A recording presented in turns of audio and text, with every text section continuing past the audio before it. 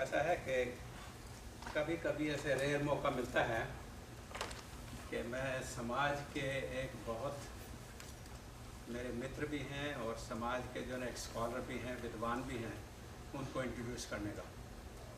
और मेरा रिलेशनशिप कम से कम मेरी उम्र जितना ही है, 60 साल पहले, मुझसे भी ज़्यादा भाई साहब। आप इधर आओ ना। More than 60 years ago I was a student in a high school. Okay? इनको शायद पता नहीं होगा, पर I was a student in high school. I was. तो वहाँ पर हमारी लाइफ में जैन स्कूल में था दिल्ली में, हमारी लाइब्रेरी में एक मैगजीन आया करता, वॉइस ऑफ अहिंसा, अर्ली 1950 में। ओके, मैं वो इंग्लिश में होता था जी। मेरा ख्याल में 9th में था, तो मैं उस मैगजीन को हर बार जब भी आता था उसको ज़रूर पढ़ता था। उस मैगजीन में काफ़ी के जैन समाज के, जैनिज़्म के बारे में, स्पेशली जर्मनी में क्या हो रहा है, कई और यूरोप में, इंग्लैंड, अमेरिका का तो ज़्यादा नहीं था, अमेरिका का भी यूपेन में प्रोफेसर उसमें कुछ न्यूज़ आइटम होती थी। तो मुझे बहुत इंटरेस्ट हुआ उसको पढ़ करके, क्योंकि मैं जैन स्कूल में पढ़ा, जैन में था। तो जो उसके चीफ एडिटर थे डॉक्टर कामता प्रसाद जैन, उनको मैं कई बार मैंने लेटर लिखे in the 9th and 10th class. Okay, and I used to give my how I read, what I find, how it impresses me, all of those things, and I used to get his reply back.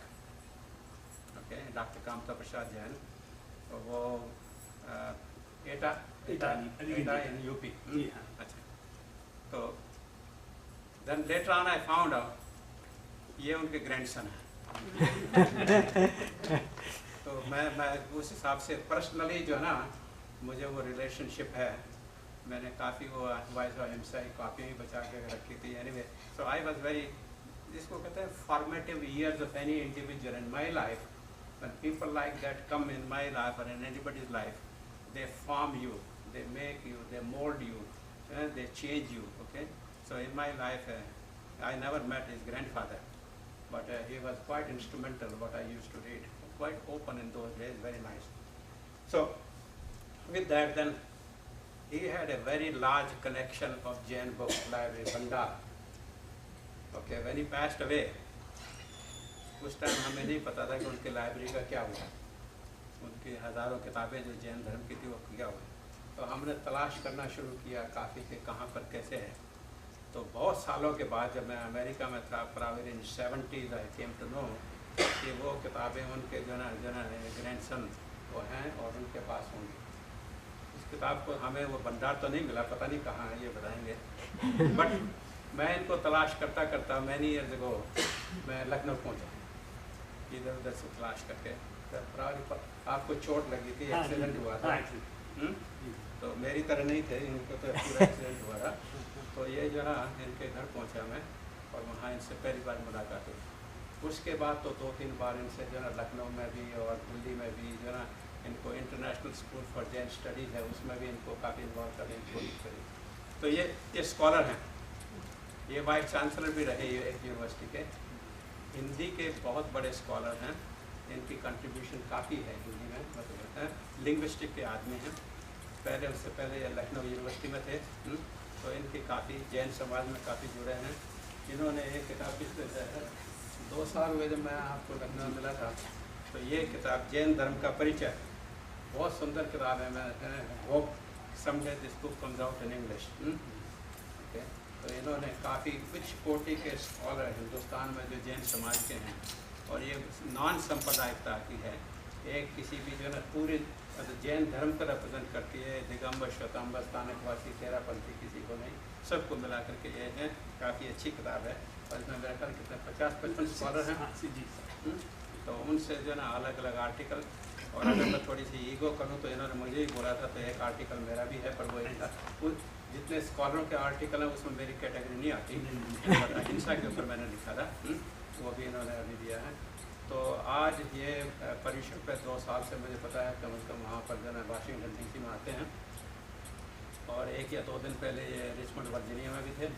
Okay, तो हमें तो बहुत हाँ? Mic नहीं है मैंने सोचा कि मैं थोड़े माइक तो है इस्तेमाल करो आपको सुनाई दे रहा है ना? हाँ हाँ माइक से अच्छा माइक से अच्छा होगा। माइक पर अच्छा है। चालू है वहाँ पे वो वाला भी चालू है कोई भी सूरज जी। जरूरत है जो मैंने बात करी थी वो तो कह चुका मैं।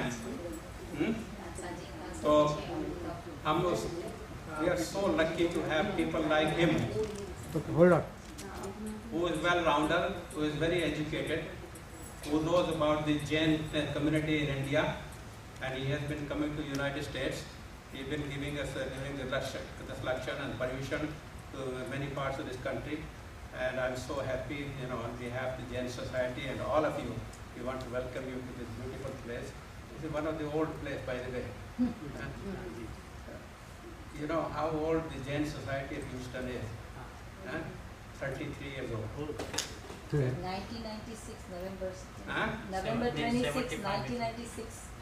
जैन मंदिर का जैन सोसाइटी तो बहुत मंदिर की जल्दी- बात कर रहे हैं, मैं हाँ, जैन 96 सोसाइटी ऑफ ह्यूस्टन की हाँ, बात वो कर तो रहा काफी हूँ। समय। सोसाइटी तो पहले हुई। We established this in 1981, so 32 years हो गई है। उसके- उससे पहले भी लोग घरों में जो ना लोग घरों में मिलते थे, पूजा करते थे, हमने मिलते थे।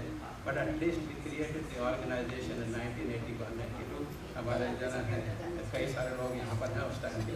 तो उस टाइम जैन कम्युनिटी अमेरिका में there were not more than 5-6 Jain centres in whole of America। अभी तो you can count at least 100।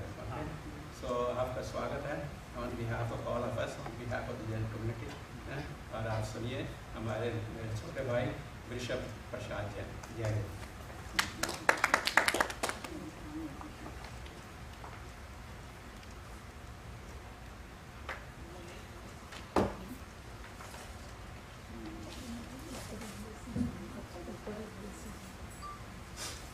बैठ जाइए तो आराम से बात होती रहेगी जैसे भी आपको जैसे भी कन्वीनियंट हो।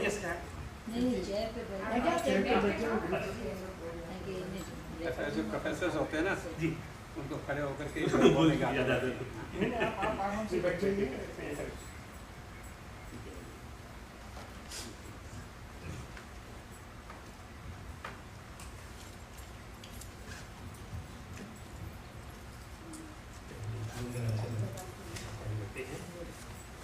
करीब रखता है जरा उसके करीब पहले एक मंगलाचरण कर लेते हैं और फिर अपन बात प्रारंभ करते हैं। जे झाड़ा झाड़ी गई कम कलंक डे निचण रंजन नाण में तम परम प्रणवे निचण रंजन नाण में निचण रंजन नाण में तम परम प्रणवे तम परम प्रणवे तम परम प्रणवे तम परम प्रणवे।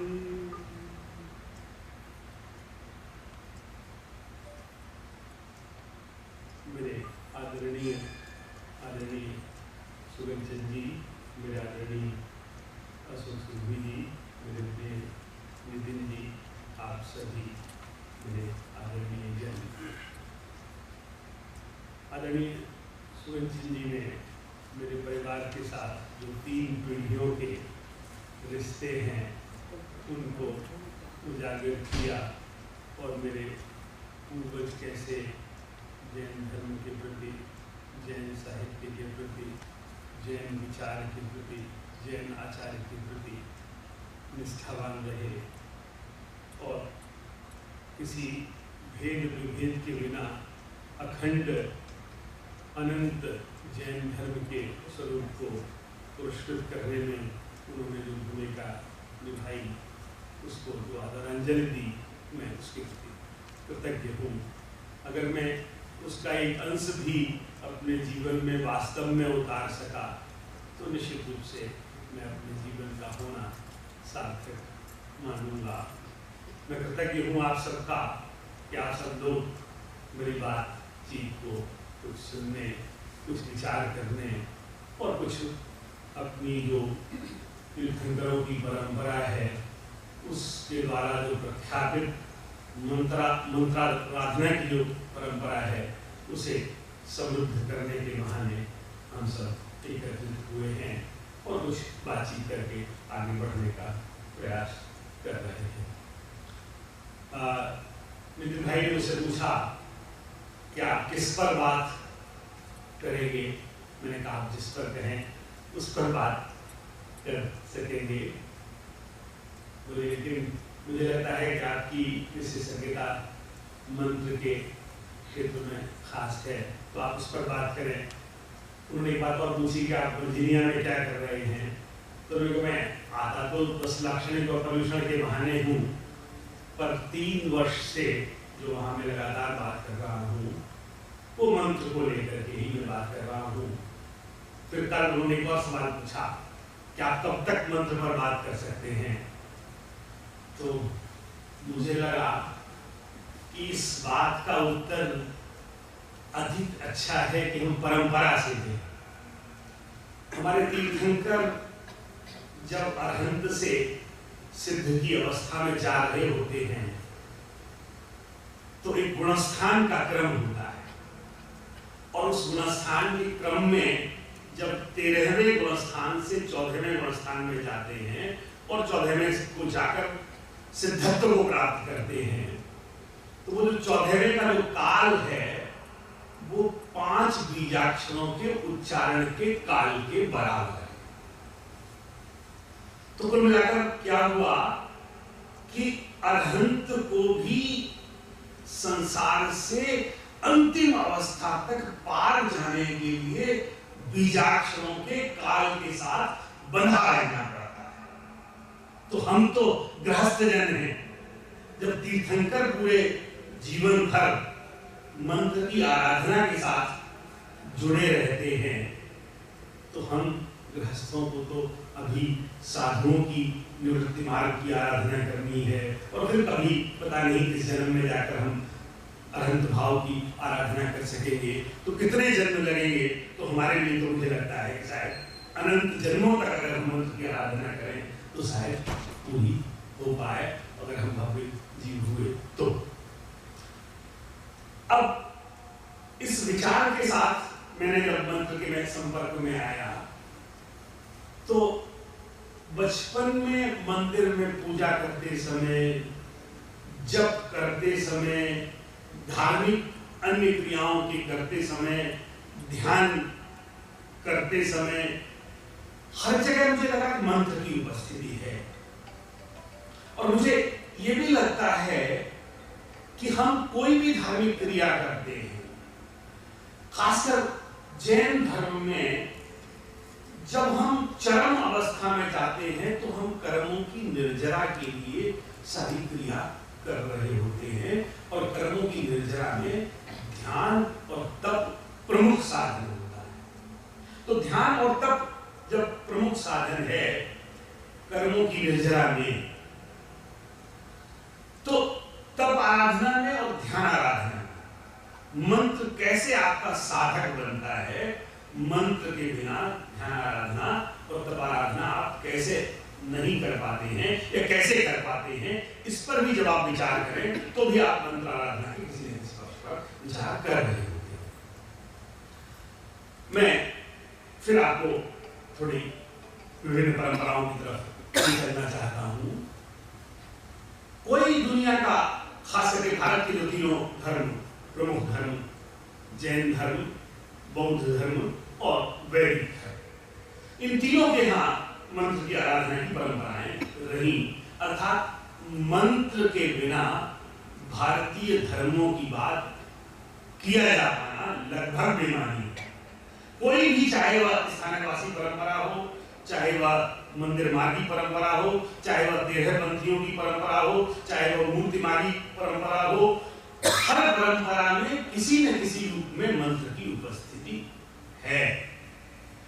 अब प्रयोग के स्तर पर, हम जिस परंपरा के वाहक हैं, उस पर मंत्रों का प्रयोग और अवधारणा के स्तर पर हम अलग अलग तरह से मंत्र को देखते, समझते और प्रयोग करते आए।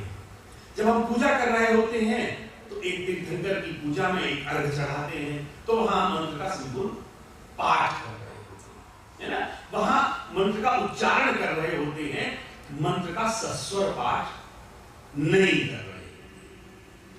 पर जब आप कभी किसी स्तोत्र का पाठ कर रहे होते हैं, आपके घर में, आपके जीवन में किसी तरह का कोई संकट आता है, तो आप आचार्य महाराज के पास जाते हैं और वो आपसे कहते हैं कि आप उपसर्ग स्तोत्र का 9 बार पाठ करिए, या 27 बार पाठ करिए, या 5 बार पाठ करिए। तो अब देखा आपने कि जो स्तोत्र है वो मंत्र का रूप लेता है, और उसका बार बार पाठ किया जाना, और उस समय जब आप पाठ कर रहे होते हैं तो पूजा में जिस तरह आप अर्घ चढ़ाकर नीचे का मंत्र आप बोल रहे होते हैं, वैसे आप पाठ नहीं कर रहे होते। अर्थात उस समय पाठ करने की एक अलग परंपरा होती है जो उच्चारण की परंपरा है। वो पाठ में आपका स्वर सधा होता है, आप स्वर का प्रयोग इस तरह करते हैं कि स्वर की साधना के साथ वो जो लिखित पाठ है उसके साथ आप एसिमिलेशन करते हैं, और उस एसिमिलेशन के माध्यम से आपके जीवन में जो संकट है, जो उपसर्ग आए हैं, उन उपसर्गों को दूर करने का प्रयास करते हैं। तो एक तरफ एक बीजाक्षर मंत्र का रूप लेता है, और दूसरी तरफ एक पूरा टेक्स्ट है, स्तोत्र है, वो मंत्र का रूप लेता है। तो मंत्र बीजाक्षर से प्रारंभ होता है, और जो तीर्थंकर की आराधना रूप बृहत्तर टेक्स्ट है वह भी मंत्र का रूप लेती है। तो बीजाक्षर से लेकर कभी वो एक शब्द रूप होता है, कभी वह पद रूप होता है, कभी वह एक वाक्य रूप होता है, कभी वह एक स्तुति का हिस्सा होता है, और कभी पूरी स्तुति रूप होता है। अब यह जो मंत्र की साधना है, 2 बातें इस पूरी चर्चा के माध्यम से आपसे कही कि कोई भारतीय धर्म मंत्र के बिना नहीं, एक बात। दूसरी बात मैंने एक कही कि मंत्र का स्वरूप क्या है, वो बीजाक्षर से लेकर स्तुति तक, स्तोत्र तक जाता है। अब मंत्र शब्द पर थोड़ा विचार करते हैं। मंत्र शब्द पर जब आप विचार करते हैं तो मंत्र शब्द में 2 पद हैं, एक पद है मन और दूसरा है त्र। संस्कृत के जो शास्त्र हैं वे कहते हैं मनसम त्रायते इति मंत्र। अब इसकी एटिमोलॉजिकल मीनिंग पर जब आप जाएं तो मनसम जो इसका पहला पद है उसके 3 एसोसिएशन हैं। एक एसोसिएशन है मस्तिष्क से, माइंड से, दूसरा एसोसिएशन है मन से, और तीसरा एसोसिएशन है आत्मा से। 3 पदों के साथ मनसम का संबंध है। त्रायते का मतलब है मुक्त करने की ओर जाना, स्वतंत्रता की ओर जाना। तो कुल मिलाकर एटिमोलॉजिकल मीनिंग हुआ एक ऐसी स्ट्रक्चर, एक ऐसा स्टेटमेंट, एक ऐसी यूनिट जो जन्म मरण के चक्र से स्वतंत्रता की ओर, आत्मा की स्वतंत्रता की ओर, आचरण के रूप में मस्तिष्क और मन की स्वतंत्रता करते हुए आत्मा की स्वतंत्रता की ओर ले जाता है। उस स्ट्रक्चर का नाम है मंत्र, उस स्टेटमेंट का नाम है मन। अब एक दूसरा मीनिंग, एक दूसरी एटिमोलॉजी, मननात् त्रायते इति मंत्र। यहां त्रायते का मतलब है टू बिकम ए टूल, और किसका टूल? मनन का टूल, अर्थात जो दिमाग में चिंतन और मनन की प्रक्रिया है, उस चिंतन और मनन की प्रक्रिया में कंसेंट्रेट अवस्था तक ले जाने, अर्थात ध्यान की उत्तम अवस्था तक ले जाने का जो टूल है, उस टूल का नाम है मंत्र। इसीलिए तीर्थंकर को 14वें स्थान तक अपनी आराधना का टूल बनाना पड़ता है मंत्र को। इसीलिए दूसरा जो इसका मीनिंग है, मननात् त्रायते इति मंत्र। तो it becomes the tool of concentration up to the level of highest meditation, that is the state of samadhi, param samadhi, or in textual terminology, in the state of pandit maran, है ना, जो अरहंत का होता है ना, अरहंत से सिद्धत्व तक जाने की अवस्था में होता है। उस मरण का नाम, जहां जन्म मरण के चक्र से पूरी मुक्ति होती है, उस मरण का नाम है पंडित मरण। तो वह मरण, जब आप मृत्यु के चक्र से मुक्त होते हैं, तो उस चक्र से मुक्त करने का जो संसाधन बनता है, वह है मंत्र, हमारी जैन परंपरा। एक और अब प्रयोग के संदर्भों को आप देखें तो मंत्र का प्रयोग दो तरह से लोग कर रहे होते हैं। एक आध्यात्मिक साधना को समृद्ध करने के लिए, और दूसरा हम अपने लौकिक जीवन में आने वाली बाधाओं के निवारण के लिए। ये दोनों तरह के प्रयोग जैन परंपरा में भी हैं और जैनेतर परंपराओं में भी हैं, और जैनों की सारी परंपराओं में। लेकिन जैन परंपरा कहां ले जाती है? वह परंपरा खासकर जो आपको ले जाने की कोशिश करती है, वो कहती है कि लौकिक वस्तुओं की सिद्धि के लिए जैन परंपरा में जो परम साधक अर्थात साधु परमेष्ठी है, उन्हें उस लौकिक वस्तुओं की सिद्धि के लिए मंत्र प्रयोग को न करने की अनुमति दी गई। अर्थात साधु परमेष्ठी धन के संग्रह के लिए, बच्चे की बीमारी के लिए, या स्वयं में उनकी अपनी साधना में आ रहे उपसर्गों के दूर करने के लिए, शरीर की निरोग अवस्था को लाने के लिए उन्हें आहार नहीं मिल पा रहा है, तो आहार मिलने लग जाए, इसके लिए वे मंत्रों का प्रयोग अपने जीवन में नहीं कर सकते। उन्हें जो मंत्र प्रयोग की अनुमति है, वह है ध्यान के प्यूरिफिकेशन में, अर्थात ध्यान से परम ध्यान में जाने की प्रक्रिया में लाने में। पर वे, अगर कोई गृहस्थ साधक उनके पास जाता है और वो ये याचना करता है साधु परमेष्ठी से कि हे साधु परमेष्ठी, मैं मंदिर में जाता हूँ, भगवान की प्रतिमा के सामने खड़ा होता हूँ, पर मेरा बेटा बीमार है और वो हॉस्पिटल में भर्ती है, तो मैं प्रतिमा के सामने खड़ा तो होता हूँ, पर मेरा ध्यान मेरे बच्चे की बीमारी से हटता नहीं। तो मैं चाहता हूँ कि धर्म ध्यान लगे, पर धर्म ध्यान लगता नहीं। अब देखिए साधु को मंत्र मार्ग में क्या निर्देश है।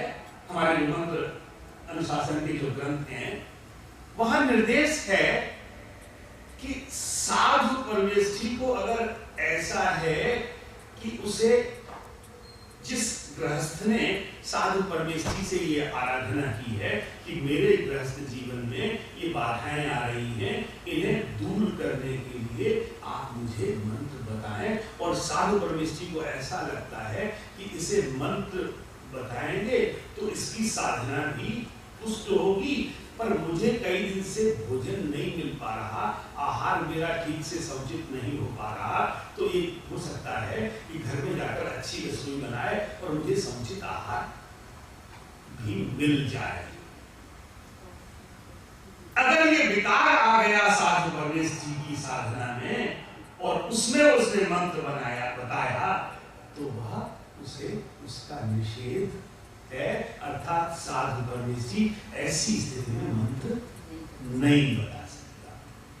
वो केवल उस स्थिति में मंत्र बता सकता है जिसमें आपके जीवन की साधना दुष्ट हो, अर्थात वो अपने जीवन के प्रयोग के लिए उसे मंत्र आराधना का निषेध है, मंत्र साधना का उपदेश देने का निषेध है। तो कुल मिलाकर बात ये हुई कि हम लौकिक जीवन की सिद्धियों के लिए मंत्र का प्रयोग हम गृहस्थ भी सामान्यतः नहीं करते, पर कब करते हैं जब हमारा, क्योंकि हम गृहस्थ चारों पुरुषार्थों का, हमारे यहाँ भी जैन परंपरा में 4 पुरुषार्थ धर्म अर्थ काम मोक्ष बताए गए। तो चूंकि हम गृहस्थ जन अर्थ की उपासना भी करते हैं, काम की उपासना भी करते हैं, धर्म पुरुषार्थ की उपासना भी करते हैं और मोक्ष पुरुषार्थ की भी उपासना करते हैं, तो हम गृहस्थ जन तो अकाम भक्ति भी करते हैं और सकाम भक्ति भी करते हैं। क्यों? क्योंकि हम, अगर शास्त्रों में उल्लेख मिलता है कि वह गृहस्थ किसी काम का नहीं जिसके पास धन नहीं, और वह साधु किसी काम का नहीं जिसके पास धन हो, जिसके पास पैसा हो। क्यों? क्योंकि उसे तो उस सारे परिग्रह को छोड़कर साधु प्रवेश की हुआ है।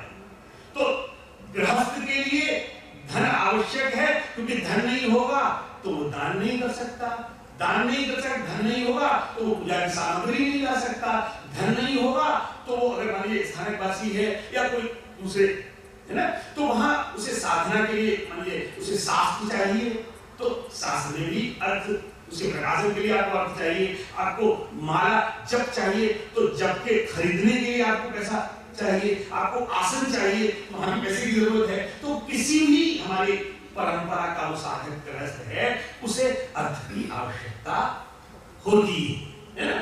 तो गृहस्थ होता क्या है कि हम चाहते हैं कि हम लौकिक सिद्धियों में भी मंत्र का इस्तेमाल करें, पर वस्तुतः हमें भी अपने जीवन में ध्यान रखना चाहिए कि जब लौकिक चीजें हमारी धर्माराधना के लिए बाधक बन रही हैं, तभी हम मंत्र का इस्तेमाल लौकिक उपलब्धियों के लिए करें। और वहां भी ध्यान हमारा रहना चाहिए कि ये लौकिक उपलब्धि हमारा चरम लक्ष्य नहीं है, हमारा चरम लक्ष्य है परम तत्व को पाने की यात्रा की तरफ बढ़ना, है ना। तो इस तरह से जब हम बढ़ते हैं तो हम दोनों तरफ जाते हैं, एक तरफ स्पिरिचुअल ग्रोथ की तरफ जाते हैं और दूसरी तरफ हम जो यूनिवर्सल, जो वर्ल्डली अफेयर्स हैं, जो लौकिक चीजें हैं, उनकी उपलब्धि की तरफ हम जा रहे हैं। अब आप देखिए, हम केवल एक बीजाक्षर से आपसे बात प्रारंभ करते हैं और बीजाक्षर है ओंकार, है ना, ओम। ये तीनों भारतीय परंपराओं में है, वैदिक परंपरा में भी है, बुद्धिज्म की परंपरा में भी है और हमारी जैन परंपरा में भी है। जो वैदिक परंपरा में है वहां उसके 2 तरह के मीनिंग हैं।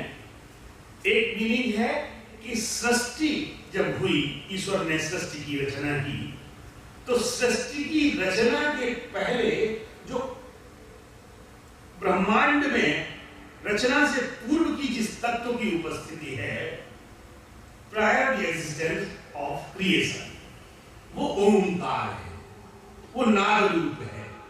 और वो जो नाद रूप शब्द है, वहां एक वर्ग है, वो शब्द नाद से ही सृष्टि का सृजन की बात कहते हैं।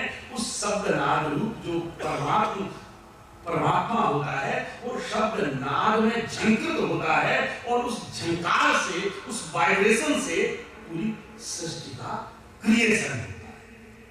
और जब सृष्टि से मोक्ष अर्थात हम सृष्टि का जब विध्वंस होता है, प्रलय होती है, तो प्रलय के बाद में भी उनके यहाँ वही ओंकार रहता है, सृष्टि की पूर्व अवस्था में भी और सृष्टि के बाद की अवस्था में।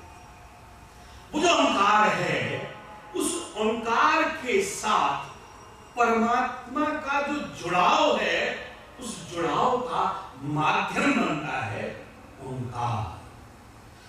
वैदिक परंपरा में जितनी जीवात्माएं हैं वे ईश्वर की अंश हैं, इसलिए वो जो ओंकार है वो उन आत्माओं को ईश्वर से जुड़ाने का काम करता है, इसलिए वो टूल ऑफ मीडिएशन वैदिक परंपरा।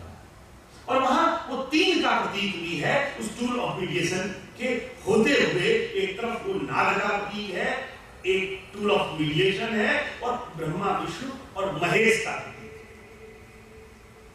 पर जैन परंपरा में वह नहीं है। बुद्धिज्म में वो बुद्ध का प्रतीक है, वही ओंकार। अब वहां भी कल्पना है बुद्धिज्म में, माइथोलॉजी में, कि एक बुद्ध हुए, ऐसे नहीं, वहां अनेक बुद्ध भी हुए। जैसे हमारे यहाँ हर चौथे काल में अनेक तीर्थंकरों के होने की प्रक्रिया है, ऐसे ही वहां भी अनेक बुद्धों के होने की प्रक्रिया है। तो बुद्ध का वाचक ओंकार है वहां, है ना। हमारे यहाँ वह पंच परमेष्ठी का वाचक ओंकार है। अब तीनों परंपराओं में वहां वो वैदिक परंपरा में अनेक जीवों से जो गॉड है उस तक ले जाने के लिए माध्यम है। बुद्धिज्म में वो जो गृहस्थ जन हैं, जो सामान्य साधक हैं, उनसे बुद्धत्व की प्राप्ति में वो टूल के रूप में है।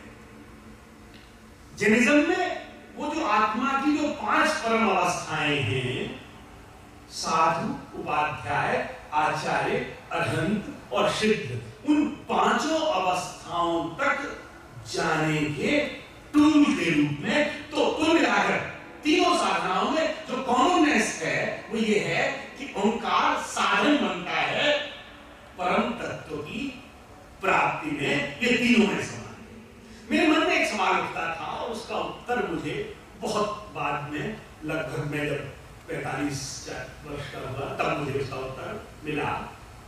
वो सवाल ये था कि तीनों साधनाओं में ओंकार की साधना है, पर तीनों साधनाओं में ओंकार की साधना जिस रूप में हो रही है वो लगभग एक जैसी हो रही है, अर्थात ओंकार का उच्चारण तीनों जगह एक जैसा हो रहा है।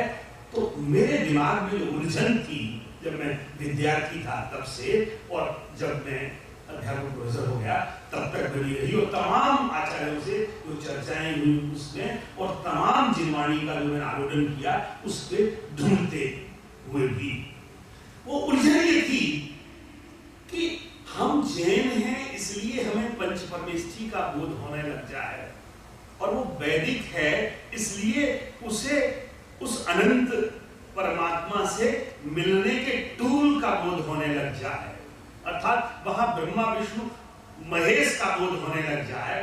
3 जो रूप हैं वैदिक रिलीजन में उसका बोध होने लग जाए, और बुद्धिज्म में केवल जो बुद्धिस्ट हैं उनको केवल बुद्ध का बोध होने लग जाए, और उच्चारण तीनों का ये बात मेरे घरे नहीं उतरती थी। और ये this was a quest with in my self, है ना, while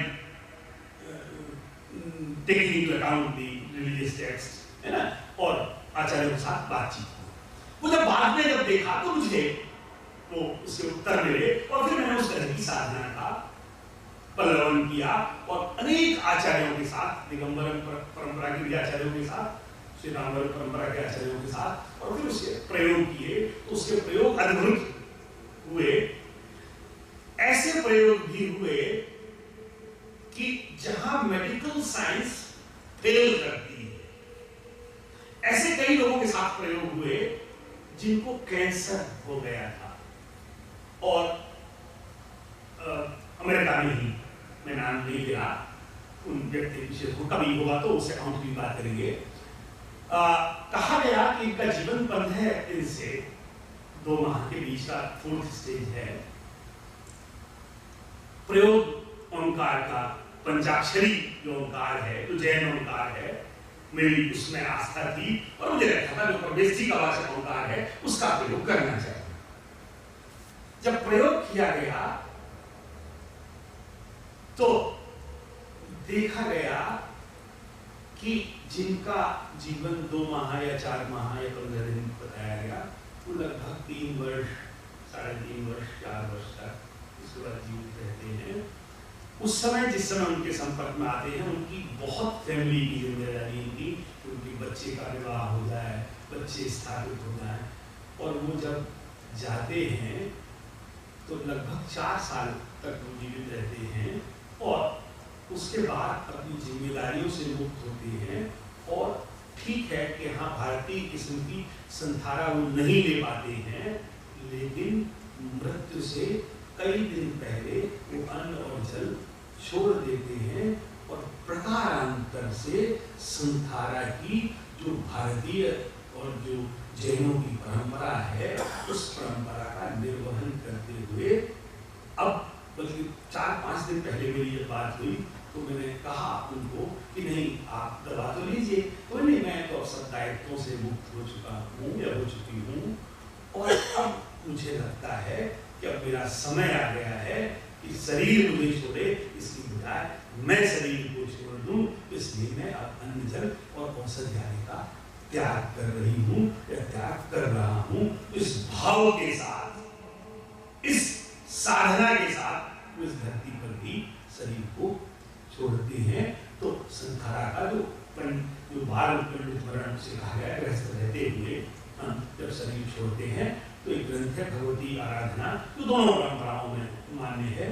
आचार्य सेवारे का वो समाधि मरण के लिए उत्कृष्ट ग्रंथ माना जाता है, संलेखना का उत्कृष्ट साधना का ग्रंथ है। तो उसकी जो संलेखना की प्रक्रिया बताएगी वो पालन करके ये होता है। अब कुल मिलाकर मैंने इस पूरी इस 3 उदाहरण के माध्यम से मैंने आपको 2 बातें कही कि कंसेप्चुअली जो बीजाक्षर है उसके कंसेप्ट अपनी अपनी साधना पद्धतियों में अलग अलग हैं, और वो जो साधना हम जिस रूप में कर रहे हैं उस साधना की प्रयोग की पद्धति के लेवल पर भी वो प्रयोग की पद्धतियां भी अलग अलग हैं। पर परम तत्व जो परम बात है वो ये है कि अंततः हम परमात्म तत्व से जुड़ने के साधन के रूप में हम मंत्राराधना का प्रयोग कर रहे होते हैं। अब मंत्राराधना करती क्या काम है और कैसे करती है, इस पर हम थोड़ा सी बात आपसे करते हैं। मंत्राराधना सबसे पहले आपको क्या करती है कि जो सांसारिक चीजें हैं, जो पर पदार्थ हैं, जो सांसारिक वस्तुएं हैं, इवन जो पर आत्माएं हैं, है ना, जो आपका बच्चे के प्रति, बेटे के प्रति मोह, बेटी के प्रति मोह, पिता के प्रति मोह, है ना, माँ के प्रति मोह, पत्नी के प्रति मोह, पति के प्रति मोह, उस मोह से थोड़ी देर के लिए, जितनी देर के लिए आप मंत्राराधना प्रारंभ करते हैं, तो उस मंत्राराधना के समय पहला काम ये होता है कि मंत्राराधना उनसे अलग करने का काम करती है। आपको कम से कम उसका अनुभव कर सकते हैं कि जब आप मंत्राराधना कर रहे होते हैं तो उतनी देर के लिए आप इनसे जरूर छूटते हैं, उन सारे संबंधों से। कल मेरे भाई के यहाँ रात को बहुत देर काफी चर्चा होती रही विपश्चना की, जो बौद्धों की साधना है। विपश्चना की साधना में देखने का काम है। जैन जो साधना है, ध्यान की साधना, ज्ञान योग की साधना, वो उससे और आगे जाती है। वो कहां जाती है? वहां केवल देखते नहीं, वहां ज्ञाता बनने का स्वभाव भी हम अपने भीतर जो सुप्त पड़ा है उसे जागृत करते हैं मंत्र आराधना के माध्यम से। तो वहां दृष्टा और ज्ञाता भाव जो आपके वहां केवल विपस्सना में आप पर को देख रहे हैं और पर से अलग होने का काम कर रहे हैं, यहां स्व में प्रवृत्ति का काम भी कर रहे हैं। तो जैन जो ध्यान की आराधना है वो विपस्सना से और आगे जाने की, आगे ले जाने की आराधना है। तो जैन मंत्र आराधना इन सारी जो भारतीय आराधनाओं में है, मुझे लगता है, और मैंने तीनों आराधनाओं के, मैं वैदिक स्कूल्स में भी मैंने मंत्र आराधना अर्थात वैदिक मंत्र का टेक्स्ट का पाठ कैसे किया जाए, आर्य समक दोनों परंपराओं में, वैदिक परंपराओं में, जब उनके ऋग्वेद की जो पहली ऋचा है अग्निम मीळे पुरोहितम, उसके पाठ को सिखाने मुझे वैदिक दोनों पास भी और वैदिक स्कॉलर्स के साथ भी जाने का योग मिलता रहा है। तो वहां भी मैंने पिछले 15 सालों में उसके प्रयोग भी मैंने किए हैं, और बुद्धिज्म के साथ भी, और जैन आराधना। और मुझे ऐसा लगता है कि इन तीनों में जो उत्कृष्ट आराधना है वो जैनों के पास है। पर संकट यह हुआ कि एक लंबे अंतराल तक हमारी जो आचार्यों की परंपरा सतत नहीं चल सकी, उसमें वो आराधना हमारी ध्यान और तप की उस तरह की जो आराधना थी वो लुप्त हो गई, और हम अपनी वो पंचाक्षरी ओंकार की आराधना थी उसे हम सुरक्षित नहीं रख पाए, और वह दोबारा पुनर्जीवित करनी पड़ी। अभी जब मैं यहाँ आ रहा था तो उससे पहले मैं कश्मीर सेविज्म को पढ़ रहा था। मुझे कश्मीर विश्वविद्यालय में व्याख्यान देना था सेविज्म का।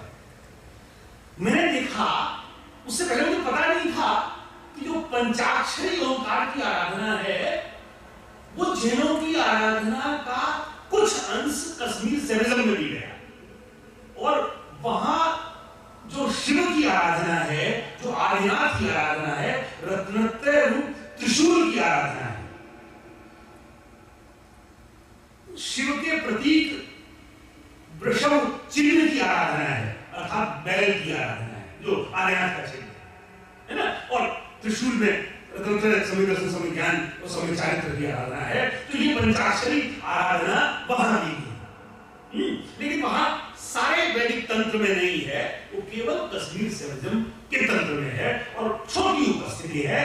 उसका पूर्ण विकसित रूप जैन विचार शास्त्र में और जैन मंत्र आराधना के प्रयोगों में। तो कुल मिलाकर मैं कहना ये चाहता हूं आपसे कि जो जैन मंत्र आराधना है वो आपको सबसे पहले पर से अलग करती है। दूसरा काम करती है कि आपकी तीनों चीजों, मन, वचन और काल, ये तीनों के प्यूरिफिकेशन का काम है। कैसे करती है कि जब आप आराधना मंत्र आराधना कर रहे होते हैं तो उसके फिर 22 हिस्से हैं, उन 22 हिस्सों पर बात नहीं की जा सकती आज आपसे। सबसे पहली उसमें ये होती है कि जिस मुद्रा में आप बैठे हैं, काया की जिस मुद्रा में भी, तो पहला काम होता है आपकी बॉडी के जो अंग हैं उन अंगों में जो हलचल होती है उस हलचल को आप पहले स्थिर करें। क्योंकि समासमण कहते हैं चलम चित्तम स्थिरम ध्यानम। ध्यान शतक में बड़ी साफ बात कहते हैं कि संसार कब तक है, जब तक चंचलता है। चंचलता ध्यान कब है, जब स्थिर होते हैं। तो चंचलता से स्थिरता की ओर ले जाने की यात्रा का नाम ध्यान है, और उस ध्यान की परम अवस्था है शुक्ल ध्यान में, जो इस काल में होना संभव नहीं है। पर वो जैनों के यहाँ विचार के लेवल पर स्थित है। तो ऐसी यात्रा का नाम है मंत्र की आराधना, ध्यान की आराधना, तप की आराधना, विचार की आराधना, चर्या की। विचार की आराधना क्यों?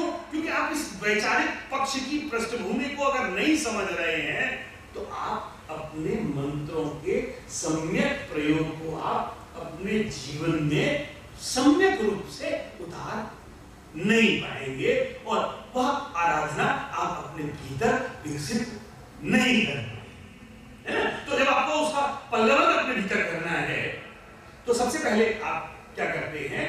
आप काया को स्थिर करने की कोशिश करते हैं। फिर जिस मंत्र को आप टूल बनाना चाहते हैं उस मंत्र के स्वरूप को, उसके उच्चारण पक्ष को आप सीख कर उसके सम्यक उच्चारण को करना आपको आना चाहिए। ये मंत्र आराधना का दूसरा पक्ष है, ये वाचिक पक्ष है, उसका ओरल एस्पेक्ट ऑफ, है ना? पहला काया का, दूसरा वाचिक पक्ष, है ना? ओरल एस्पेक्ट, ताकि आपको एग्जैक्ट उसका उच्चारण आना चाहिए। ये दोनों टूल बनते हैं तीसरी आराधना के, वो है मानसिक आराधना, कि जो उस मंत्र के द्वारा जो आप जागृत करते हैं, वो ध्यान आपके भीतर समाधि की स्टेट में जागृत हो। जब वो ध्यान जागृत होता है तो वो मानसिक स्टेट है, वो थर्ड स्टेट है आपकी मंत्र आराधना की। तो पहले काया को स्थिर करते हैं, फिर वचन को स्थिर करते हैं और फिर इसके सहारे आप अपने ध्यान पर स्थिर करते हैं। तो ये मन वचन काय के प्यूरिफिकेशन का काम करते हैं और इसे आप स्थिर करने की प्रक्रिया की तरफ आप बढ़ते हैं। इसी के साथ साथ आप करते क्या है कि कुल मिलाकर बात ये हुई कि ये एक टूल है मंत्र आराधना, एक टूल ऑफ इंटरनल ट्रांसफॉर्मेशन, कि आपका ध्यान जो बार बार पर वस्तुओं की तरफ जा रहा है उससे विमुख होकर आत्मा के स्वरूप की तरफ जाने लग जाए और अंत में आप वैसी चर्या करने लग जाएं अपने भीतर। इस internal transformation is the ultimate goal of मंत्र आराधना। प्रोसेस में एक्सटर्नल ट्रांसफॉर्मेशन भी होता है। आप ऊर्जा का, अब तो यंत्र भी आ गए हैं और नहीं तो हमारी परंपरा में भी आपके उपकरण, आप आसन का प्रयोग करते हैं, आप माला का प्रयोग करते हैं, आप मुद्रा का प्रयोग करते हैं, जिस पोस्चर में आप बैठे होते हैं। ये सारी चीजें पोस्चर, है ना? मुद्रा बहुत आवश्यक है मंत्र आराधना के लिए। ये सब टूल बनती है, ये सब उपकरण हैं, इंस्ट्रूमेंट्स। मैंने बहुत सारे जैन भाइयों के घरों में देखी हैं, जैन धर्मानुयायी हैं और उनकी माला जैन नहीं, क्योंकि उनको पता ही नहीं है कि जैन माला में और जैनेतर माला में अंतर क्या है। जैन माला भी 108 दाने की है, पर जैन माला में विशेष क्या है कि जो 108 बीड्स हैं उनके साथ ऊपर 3 बीड्स भी हैं। हमारे मंदिरों में भी, यहां भी मैंने देखी अनेक मालाएं हैं जिनमें सिंगल बीड है। ये माला जैन साधना केंद्र की हिस्सा नहीं बननी चाहिए। हम वेदांती नहीं हैं, हम ईश्वर मार्गी नहीं हैं।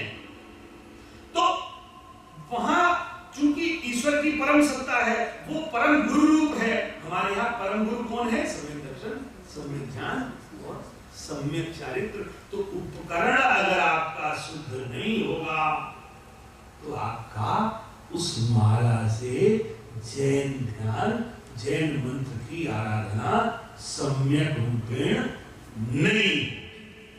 फिर शुद्धियों की बात, आप जिस आसन पर बैठे तो सबसे पहले काया की शुद्धि, है ना? आप मतलब अशुद्धियों में नहीं, आप स्नान आदि के माध्यम से शुद्धि का जो समय है उस समय में, तो उसकी भूमिका आप जिस स्थान पर बैठे हैं।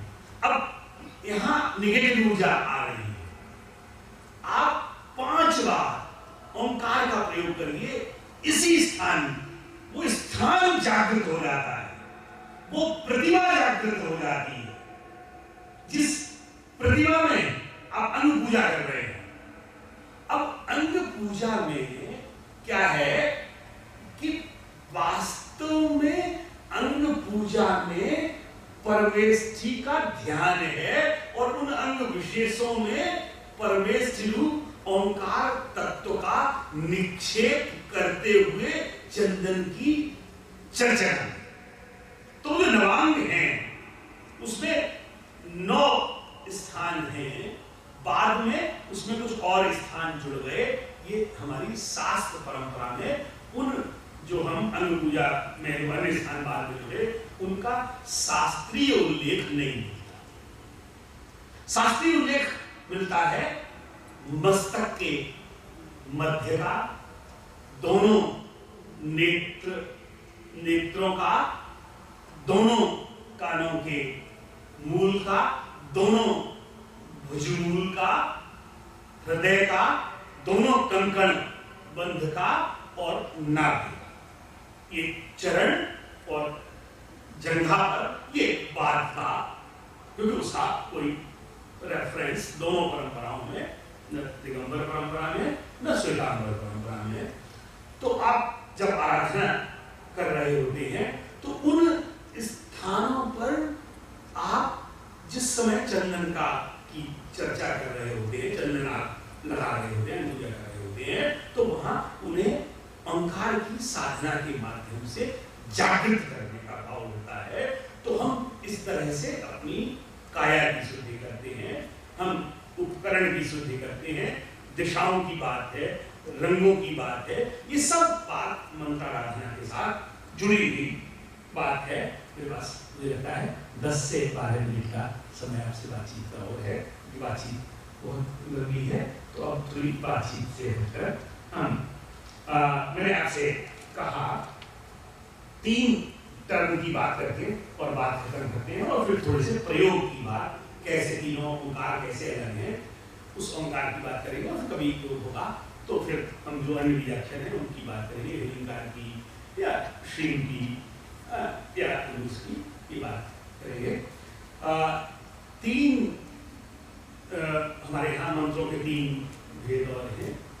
एक बीजाक्षर है, बीज मंत्र जिसे कहते हैं, एक मंत्र है और एक माला मंत्र। इनके बारे में क्या है कि जब 1 से 9 लेटर्स तक का हमारा जिस मंत्र को हम साधना का ऐसा बना रहे हैं उसकी संख्या 1 से 1 to 9 तो वो बीज मंत्र होता है, और उसके कॉम्बिनेशन को भी हम बीज मंत्र कह सकते हैं। तो 1 to 9 अलग अलग भी हो सकते हैं, और वो कंपाउंडिंग फॉर्म में भी हो सकते हैं। अगर वो कंपाउंडिंग फॉर्म है तो वो भी बीज मंत्र के रूप में जा सकते हैं, तो वो बीज मंत्र कहलाता है। जब वही जो अक्षर हैं, अब जैन परंपरा में खास बात ये कही कि संस्कृत और प्राकृत के वर्णमाला के जितने अक्षर हैं वे सब बीजाक्षर हो सकते हैं, सब बीज मंत्र हो सकते हैं। तो तीर्थंकर की वाणी जो प्राकृत अर्धमागधी में जो खिरी, उस वाणी में जिन बीजाक्षरों का प्रयोग हुआ वे बीजाक्षर संस्कृत और प्राकृत की वर्णमाला में है। तो इसलिए वो समस्त बीजाक्षर बीज मंत्र हो सकते हैं। ये जैन परंपरा की बड़ी स्थापना है जो वैदिक से हटकर है। मंत्र 10 अक्षर से लेकर के 19 अक्षर तक जब जाते हैं तो वो मंत्र होता है, और 20 से जब आप ऊपर और अक्षरों तक जाते हैं, मतलब स्तोत्र तक, तो वो माला मंत्र होता है। तो अब इन तीनों के प्रयोग का काल भी बताएगा, उसको बताकर सीधे आराधना करते हैं। जो बीजाक्षर है उसकी साधना किसी भी अवस्था में फलदायी है। बाल अवस्था में भी, युवा अवस्था में भी और वृद्धावस्था में भी और अंतिम अर्हंत की अवस्था में भी, अर्थात जीवन के हर अंग में बीजाक्षर की साधना फलदायी है। इसलिए हमारे सारे मंत्रों के मूल में ओंकार का बीजाक्षर का प्रयोग हम जरूर करते हैं, है ना। तो क्योंकि उसकी किसी भी काल में वो लाभ पहुंचाता है। हमारा मंत्र जो है वो युवा अवस्था में ही लाभ पहुंचाता है, वो वृद्धावस्था में और बाल अवस्था में लाभ नहीं पहुंचाता, उतना काम का नहीं होता। और जो माला मंत्र है उसका प्रयोग वृद्धावस्था में ही, अर्थात उस समय आपकी इंद्रियां काम नहीं करती, तो जो पाठ आपको याद होता है आप उसी का, आपकी आंखें काम नहीं करती, कान सुनना बंद कर देते हैं, स्पर्श से आप पहचानना मुश्किल आपको हो जाता है कि बेटा है कि बेटी है ना, एक वो भी अवस्था आती है। तो उस समय जो पाठ आपको याद रहता है वो पाठ ही आपको संसार से विरक्त भाव की तरफ विलग करने के रूप में वो काम आता है। तो जो माला मंत्र है वो वृद्धावस्था में ज्यादा कारगर होता है। तो ये उसकी अवस्था का उल्लेख भी वो शास्त्र के रेफरेंसेस हैं। मैंने कोशिश ये की है कि मैं टेक्स्ट को, मैं जो बात आपसे करूं वो बोझिल ना हो, तो इसलिए मैंने टेक्स्ट उद्धृत नहीं किए हैं, और अगर उसकी आपको जरूरत हो तो I give you the references of the text, है ना। अब ओंकार की साधना पर हम लोग आ जाएं। हम मुद्रा जो भी आपको अच्छी लग रही है उस मुद्रा पर आप बैठ जाएं। दो काम करें कि आपकी जो बैकबोन है वो बिल्कुल सीधी हो जाए। आप चाहें तो ये वायु मुद्रा है, इस वायु मुद्रा को आप धारण करें। आप न चाहें तो खुला हाथ भी आप रख सकते हैं, कोई आवश्यक नहीं है। आंखें बंद करने से पहले मस्तिष्क के पहली स्टेज में जो मस्तिष्क का बीच वाला भाग है, जिसे वैदिक परंपरा में पतंजलि योग में आज्ञा चक्र कहा जाता है, इस पर ध्यान लगाने की कोशिश करें। मैं 3 बार या 5 बार मैं ओंकार का उच्चारण करूंगा। एक अंतिम बात मैं और कह दूं ध्यान से, तो छूट न जाए, वो ये कि ये बीजाक्षर मंत्राराधना में खास बहुत जरूरी है वो ये कि भोजन के बाद 45 मिनट का अंतराल भी होना चाहिए। अगर ये नहीं है तो बीजाक्षर की साधना और दूध की आराधना कई बार फिजिकल डिफॉर्मिटीज में कारक बन जाती है। तो एक 45 मिनट का अंतराल भी रखना जरूरी है। और बहुत सारी चीजें हैं आहार की, वो फिर कभी बात करेंगे। और जो लोग यहाँ आहार की बात करना चाहते हैं अभी भी नहीं है, फिर कभी को कर जाएगी। अब मुद्रा में आप मस्तक के मध्य भाग में गर्दन आप सीधी कर लें, बैकबोन आप सीधी कर लें, मुद्रा आप बैठ जाएं। अगर उसी पर बैठे हैं तो पैर उतने सीधे हो सके उतने सीधे कर लें। दोनों पैरों के बीच में मिनिमम 6 इंच का अंतराल जरूर हो।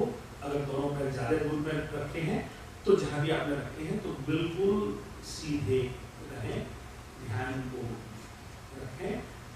सुनते समय और अपना उच्चारण करते समय 2 बातों का ध्यान रखें कि जिस समय मैं उच्चारण कर रहा हूँ तो मेरे उच्चारण को थोड़ी देर के लिए आपको सुनना है, पर उस उच्चारण से भी आपको अलग हो जाना है। फिर आपको अपने बगल वाले का उच्चारण नहीं सुनना है, आपको अपना उच्चारण सुनना है, क्योंकि अपने उच्चारण में स्थिरता लानी है और अपने उच्चारण को साधना के बल पर परिशुद्ध करना है। ये 2 काम आपको करने हैं और फिर आप पंचपरमेश्वर की तरफ आप जा सकेंगे। अब मैं आपको आराधना की तरफ ले चलता हूँ। सबसे पहले मैं वैदिक ओंकार का उच्चारण करूंगा, फिर बुद्धिस्ट ओंकार के उच्चारण करूंगा और फिर पंचाक्षरी ओंकार का उच्चारण करूंगा। इन तीनों का अंतर ध्यान से सुनिए और बाद में पंचाक्षरी ओंकार के उच्चारण पर मैं आपके साथ जुड़ूंगा। तो ये समूह मंत्र के रूप में मैं आज आपके साथ आराधना मंत्र की कर रहा हूँ। आप सबके साथ आराधना लीजिए फिर दूसरा हूँ आप मेरे साथ हैं ध्यान से सुनो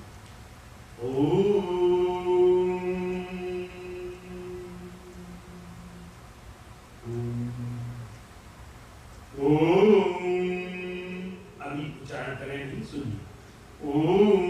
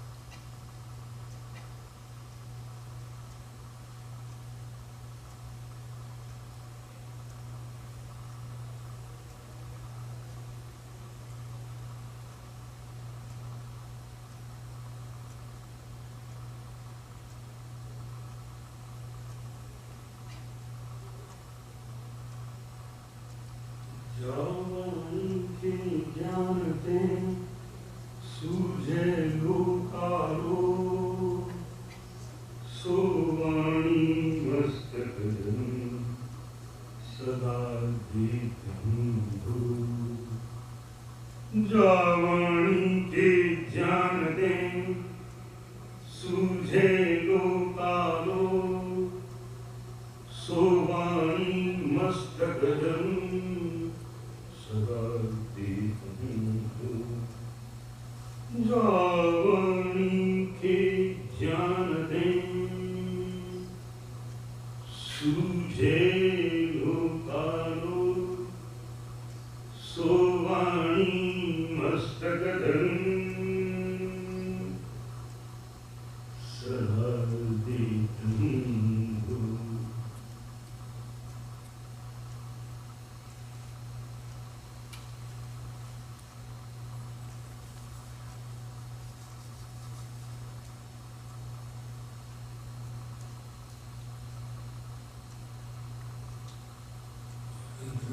आप सबके कृतज्ञता कि आपने हमारी जनवाणी की परंपरा को समृद्ध करने के बहाने हमारे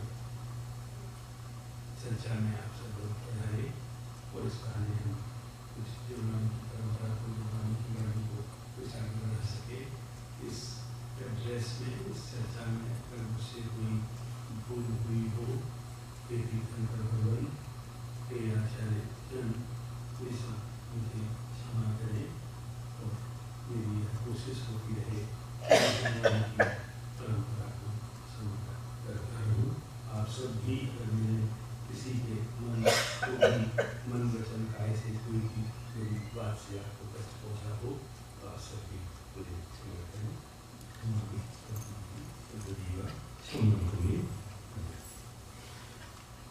એક સવાલ जी हाँ આપણે અમે લોકો પહેલાં કરતા ને ઓ અને આમાં શું ફરક છે ડિફરન્સ છે આપણે जी। હમણાં આ आप हिंदी में बोलिए, गुजराती नहीं आता। હે नहीं, समझ हिंदी समझ में गए वो बोलो, गुजराती समझ नहीं गए वो समझ गए। मैं समझ गया। आपने कहा कि हम लोग ओम करते हैं, उसमें ओंकार जो वैदिक परंपरा का ओंकार है उसमें 3 चीजें हैं। वहां ब्रह्मा विष्णु और महेश। वहां ओ की जो लेंथ है वो 3 मात्रा के बराबर है। तो ओम ये वैदिक ओंकार है।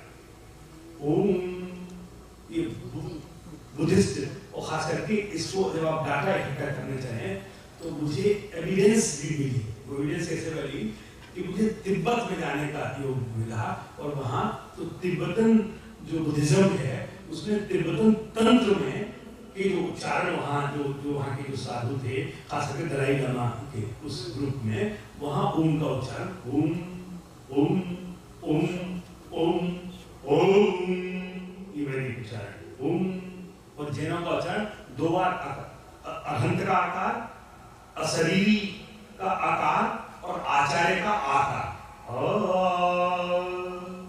है ना। और फिर उपाध्याय का उ फिर मुनि का मका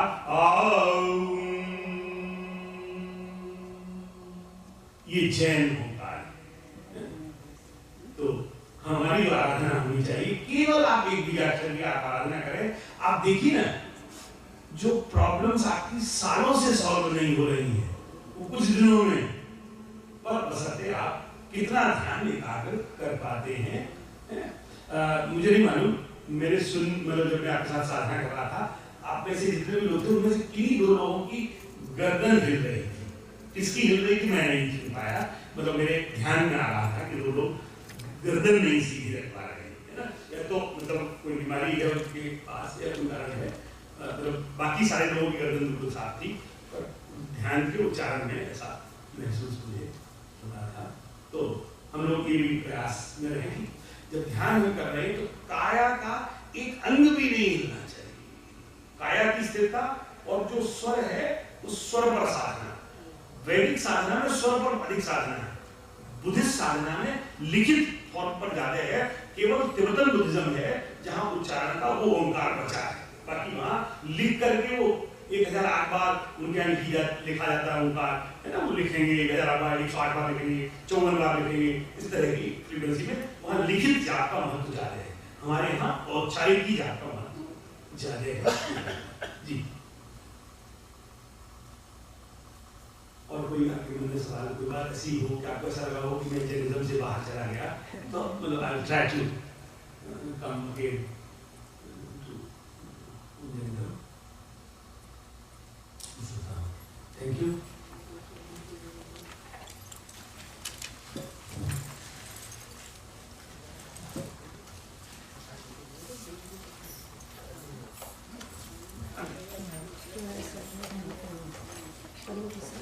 जय जयनगर, आप सब लोग आए, बड़ा अच्छा लगा, और पंडित जी को भी अच्छा लगा। तो आप आया करें जब भी इनका उनका ट्राई करेंगे। नेक्स्ट ईयर देखो आपका रिसर्च रखने का प्रोग्राम यदि वॉशिंगटन में नहीं है तो यहाँ आप रिक्वेस्ट करेंगे, आप देखो क्या कैसी सुविधा है, तो आप लोगों को काफ़ी